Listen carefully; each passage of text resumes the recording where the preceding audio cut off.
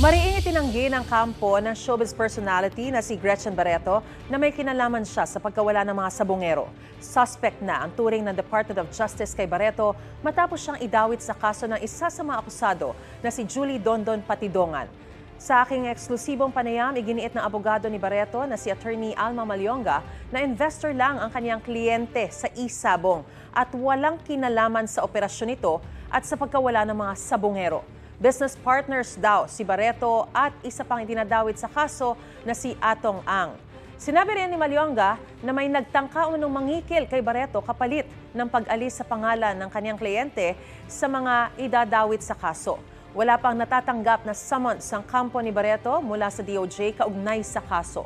Handa raw sila makipagtulungan sa investigasyon ng mga otoridad.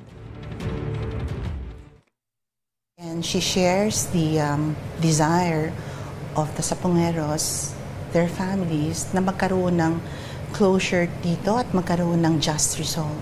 Based dun sa sinabi ng whistleblower, wala siyang nakitang ginawa o wala siyang nakitang sinabi ni Ms. Gretchen Barreto. His allegations against Ms. Barreto is based on a suspicion, speculation. Bakit si Ms. Gretchen? Kasi kilala siya at siguro mas pakikinggan yung whistleblower kung banggitin niya ang pangalan ni Ms. Gretchen Barreto.